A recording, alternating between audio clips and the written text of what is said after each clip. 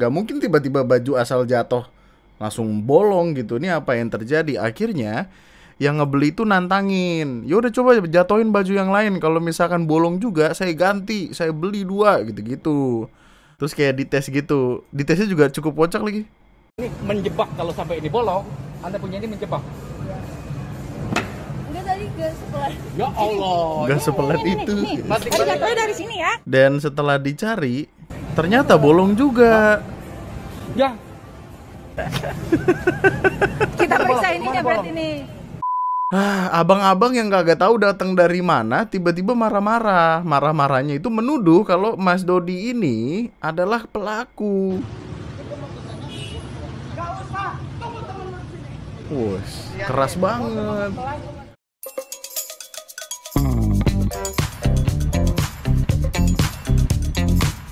Hai, selamat datang di video gua kali ini dan selamat datang kembali di TNM. Selamat datang kembali di KDSPBS. Ketika dunia sedang baik-baik saja, padahal tidak, sebuah konten untuk mengisi hari luang lu, untuk mencari-cari tahu sekiranya apa yang terjadi dan sedang ramai di internet, dimana kita akan mencari detail perkaranya bersama-sama. Karena apa? Karena Oktober ini aneh.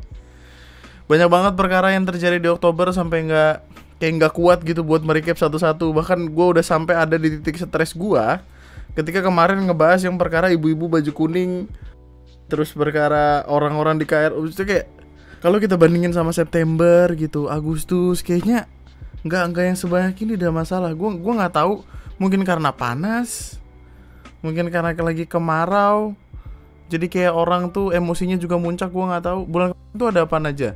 Judol, pinjol, kasusnya Ada Kami, TikTok Shop, Tanah Abang, Pandawara lawan Kades, kasusnya Jessica, ibu-ibu baju kuning sertakan di sana. Ya Allah.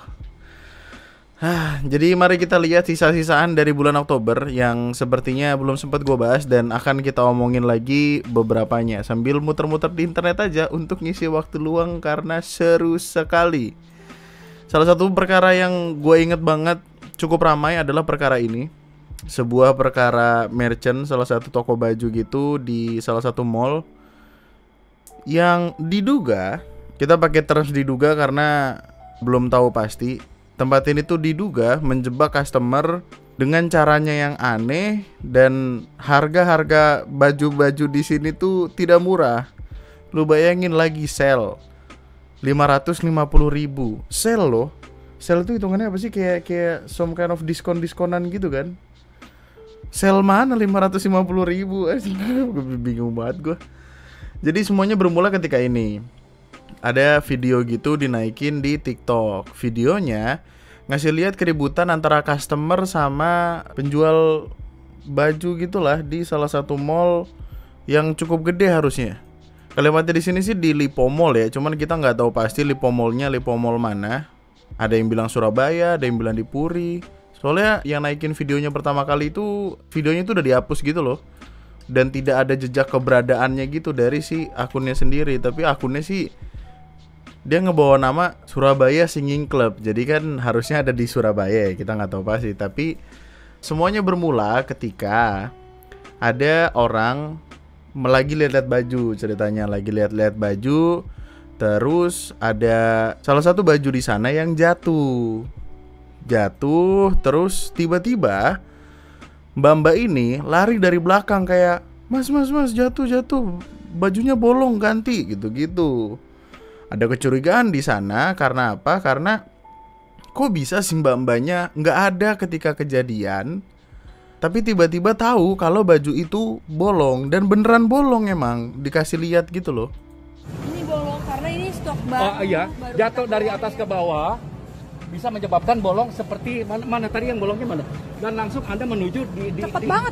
Dan Anda dari luar langsung menuju tahu kalau kasus ini yang bolong. Bagian ini lagi yang bolong. Enggak, Dan Anda langsung pegang, Anda tahu ini yang Pak bolong, ganti. Iya kan kita cek karena kita ada Enggak, berarti memang udah dibolongin orang, dia taruh lagi. Dia taruh sini, ada jatuhin kesempatan. Iya. Saya beli Coba Kak, saya coba lagi. Kalau sampai jatuh bolong seperti ini saya beli 2. Wes, gila. Nggak mau ditantang, nggak bisa ditantang emang mbak-mbaknya.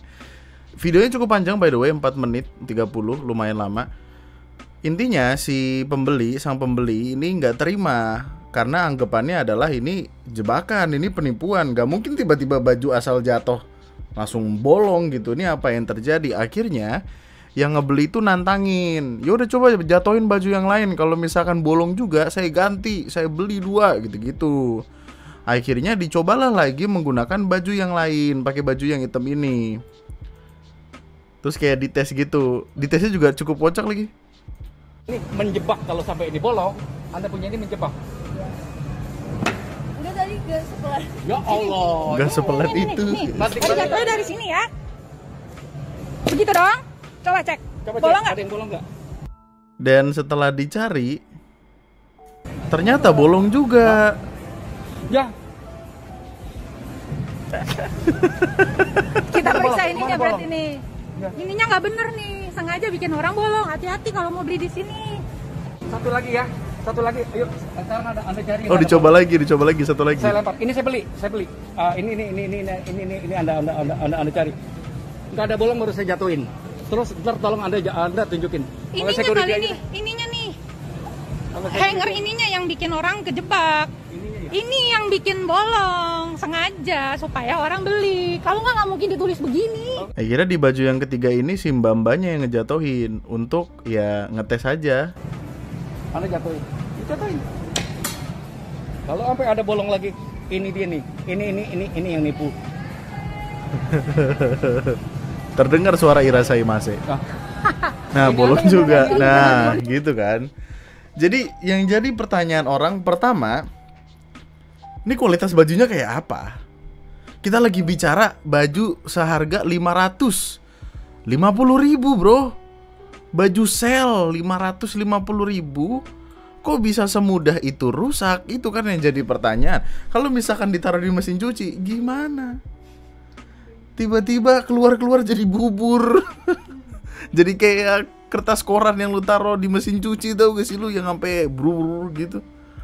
Itu satu, kualitas bajunya seperti apa. Dua, apakah jangan-jangan kerusakannya ini terjadi karena hanger itu sendiri? Karena kan emang kelihatan nih hangernya tuh tipikal hanger yang kayaknya tuh dibuat dari akrilik. Akrilik kan kurang lebihnya kayak apa ya? Kalau tajam, sekalinya tajam kan tajam banget gitu kan. Kalau misalkan benar penyebabnya adalah hanger, kenapa hangernya nggak diganti? Kenapa bukan hangernya yang diganti untuk sekiranya menghilangkan kemungkinan bajunya jatuh dan robek, daripada ngebikin peraturan kayak gini gitu. Di atasnya dituliskan sebuah peraturan yang intinya tuh pengen bilang kayak menjatuhkan sampai merobek atau menodai pakaian, berarti membeli harap mengikuti aturan yang telah dibuat bla bla bla bla bla bla gitu. Jadi kayak kenapa nggak yang hangernya diganti menjadi hanger yang 15.000, 20.000, atau mungkin dia malu ya kalau di mall ya. Tapi gue punya hanger yang kayak dari kawat gitu, terus ujungnya tuh tumpul gitu, terus kayak jatuh juga nggak kenapa-napa, paling kotor gitu. Kenapa nggak itunya diganti daripada ngebikin tulisan kayak gini? Tulisan ini ada, berarti kan karena emang udah banyak gitu. Dan kalau misalkan kita bicara 550.000, kalau misalkan secara tidak sengaja cuma lagi pengen lihat tiba-tiba jatuh, apa nggak kayak ditodong gitu loh? Kan itu jadi pertanyaan gitu. Kenapa nggak hangernya aja diganti daripada lu bikin beginian? Ini sama halnya kayak jalanan rusak nih, tapi bukannya milih buat dibenerin, ditulisin hati-hati jalan bolong. Maksud gue kan kayak masalah utamanya loh yang di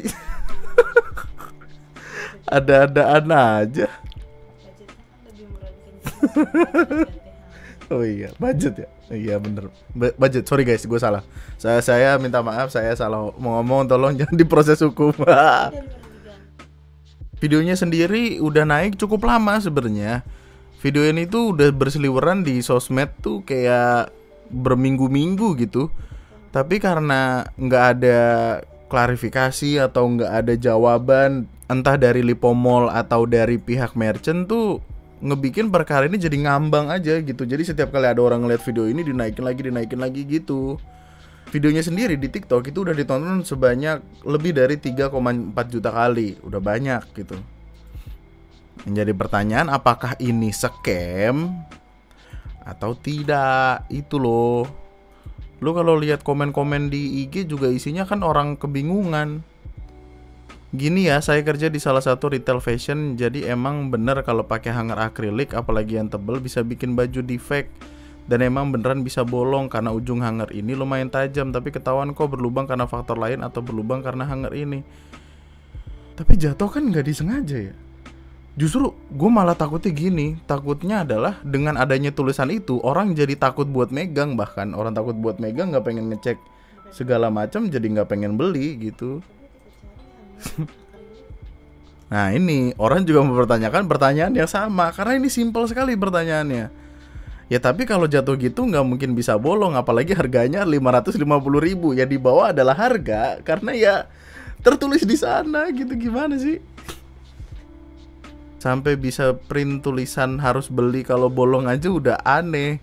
Berarti kan udah banyak kejadian, tapi kok masih dipakai hangernya? Ini satu biji nih 35.000. Nggak heran sih kalau nggak mau diganti. Nah nih, daripada pakaian tadi mending pakai yang ini nih, ramah digunakan. Lebih murah, lebih aman. Tapi nggak cocok buat ditaruh di mall sih, konteksnya itu kan.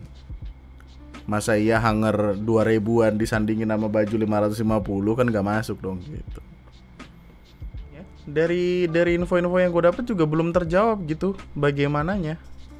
Apakah ini adalah jebakan Batman? Apakah ini scam? Meskipun demikian ya harusnya orang yang ngelihat tulisan yang di atas tadi tuh jadi nggak ada minat gitu buat ngelihat bajunya dengan perkara kayak gitu. Well kayaknya emang kalau orang nggak pengen beli sih dari awal nggak akan minat ya ngelihat harganya. Wah, nih jadi ada perdebatan nih. Itu asli apa KW? Ada yang bilang KW soalnya nih. Ya Allah. Ya, jadi makin ini dah. Well, kita nggak tahu pada akhirnya karena belum ada konfirmasi inilah itulahnya. Jadi baiknya berhati-hatilah dengan pecah berarti membeli, berhati-hatilah dengan bolong berarti membeli, berhati-hatilah dengan tulisan-tulisan kayak gitu. Cuman pada akhirnya dari videonya ya, kalau kita dengerin sampai habis di bagian akhir tuh kayaknya sih mau dibeli ya akhirnya. Kayaknya tiga-tiganya tuh mau dibeli pada akhirnya. Ya udah sekarang saya ganti yang mana? Kan ditanya, ya udah saya ganti yang mana? Ya mbaknya cuma bilang 3, cuman nggak tahu keputusan akhirnya berapa. Apakah mungkin cuma 2 doang, cuma 1 doang atau apa? Tapi tetap aja 550.000. Apakah kamu ingat dengan video-video masa kecil kita? Video-video yang membuat kita menjadi anak-anak yang tidak durhaka kepada orang tua.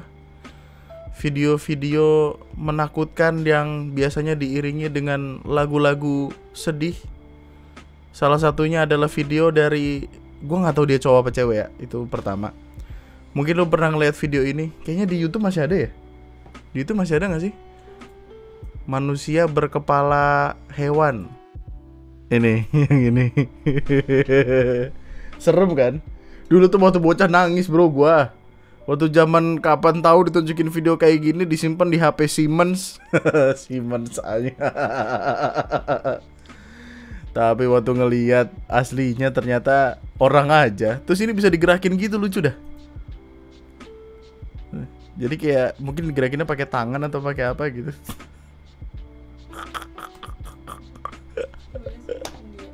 Nggak tahu sih, bahasanya tuh kayak bahasa India atau Pakistan gitu, nggak tahu. Cuman ini adalah sebuah tempat wisata yang bagus untuk ibu-ibu, bapak-bapak yang ingin membuat anaknya taubat ya, supaya anaknya tidak bandel. Gue yakin itu adalah salah satu alasan yang membentuk gue untuk tidak durhaka. Ngeliatin video-video kayak gini, terus ngeliatin raksasa-raksasa, atau ada mata di awan, sama penelusuran Bondowoso. Nah itu ditutupnya selalu dengan Bondowoso. Video siksa kubur. Siksa kubur yang matanya sampai copot-copot ya. Gitu lah. Tolong bawa bapak ibu. Tapi anak zaman sekarang udah pada pinter. Gimana? Dulu kan kita pada goblok-goblok semua ya. Terus ada pesan dari seorang kawan. Nih ada pesan dari gua. Tolong jangan jadi seperti ini. Well, technically speaking ini bertentangan dengan apa yang kita bilang kemarin sih. Kalimat kita di video terakhir kan kayak jangan ngevideoin orang sembarangan kan gitu. Jangan ngevideoin orang tanpa konsen bla bla bla bla bla bla. Tapi kalau kasus kayak gini gimana ya? Maksudnya ini yang ditunjukin tuh sederhana gitu, kayak ada orang makan tapi kok bisa tisunya bersebaran begini gitu.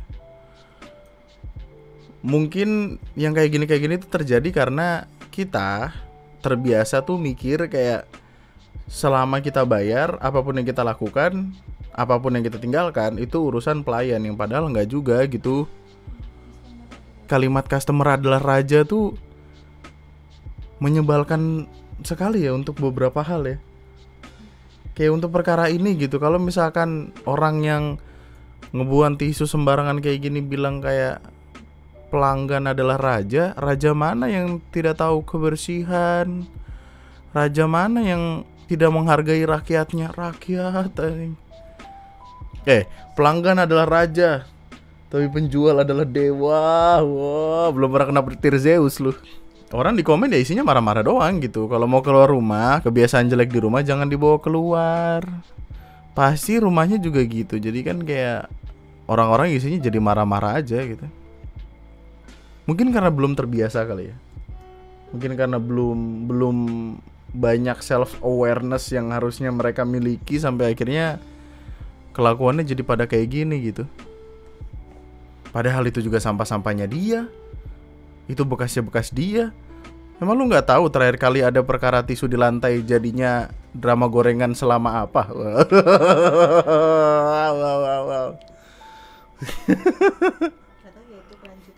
Sampah-sampah kayak gini adalah urusannya elu. At least gini deh, at least dikumpulin di satu tempat kan cukup kan ya? Biasanya tuh harusnya ditaro kayak gini deh, lu habis kelar makan, tisunya ditaruh di dalam mangkok. Jadi at least kalau orang mau ngebersihin juga gampang gitu. Tetap tidak akan mudah diterima oleh orang-orang yang batu sih. Itu masalahnya. Jadi kayak orang-orang yang seenaknya sendiri mah nggak bisa. Nah makanya kemungkinan ini karena punya anak kayaknya deh. Karena kan ini ada bangku ini nih, apa sih namanya? Ada baby chair, terus ini mungkin untuk ngurusin anaknya. Atau dia gak tahu mungkin di bawah ada kayak ginian. Gak tahu lah. Manusiakanlah manusia kalau kamu ingin dimanusiakan juga. Salah satu alasan untuk tidak melakukan hal-hal aneh dalam publik sederhananya adalah karena banyak kamera yang bisa dengan mudah mengabadikan itu semua. Lebih wise aja gitu. Tolong jangan seperti mas-mas ini. Ini gue sempet pengen bahas tapi kayaknya gak penting-penting banget gak sih? Kayak ya udah aja gitu. Konteks. Ada laka lantas yang tiba-tiba dilihat sama Mas Dodi. Dia ini bukan pelaku gitu, cuma lagi tiba-tiba lewat terus ngelihat kayak aduh gimana ini, terus ditolongin untuk dibawa ke rumah sakit. Untuk nolongin, niatannya baik, tiba-tiba ketemu abang-abang yang kagak tahu datang dari mana, tiba-tiba marah-marah. Marah-marahnya itu menuduh kalau Mas Dodi ini adalah pelaku. Gak usah, tunggu temen-temen sini. Keras banget.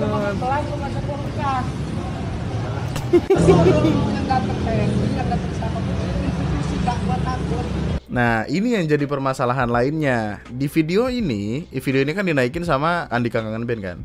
Di video ini ada kalimat dari masa yang bilang kayak lu panggil TNI, lu panggil polisi, gue kagak takut. Kalimatnya demikian.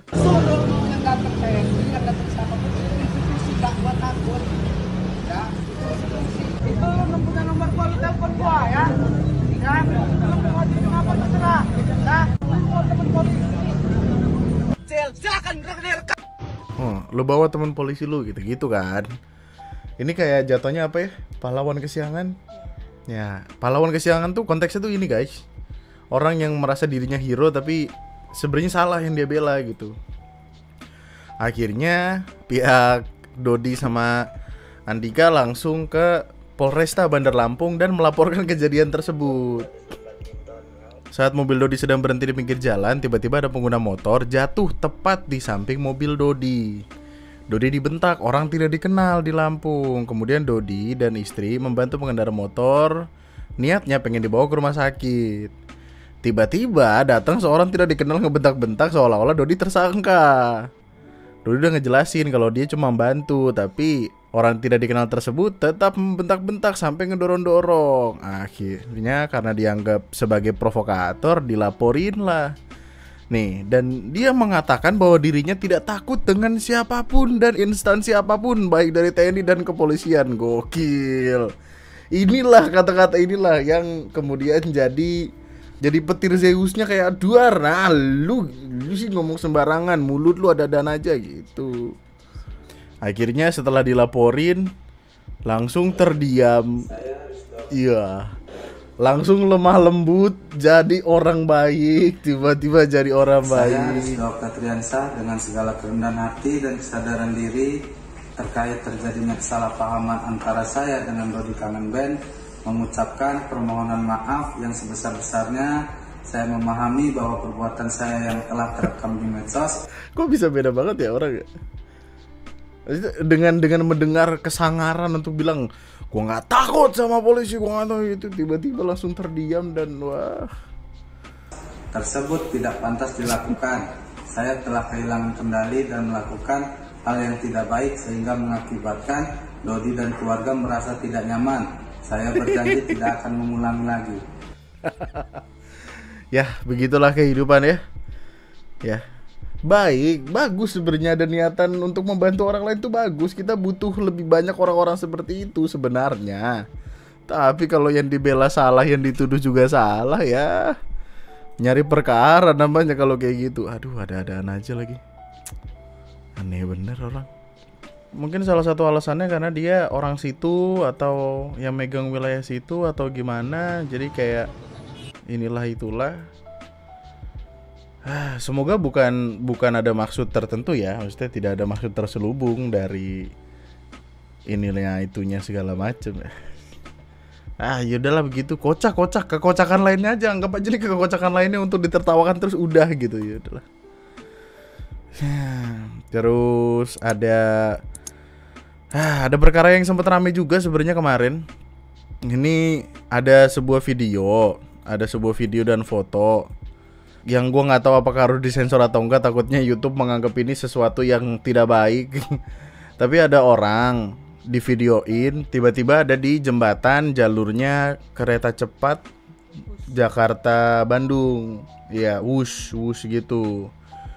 Terus orang mikirnya dia ingin mengakhiri hidupnya. Wow, langsung rame dong, ada damkar segala macem, orang banyak lah di situ ngeliatin.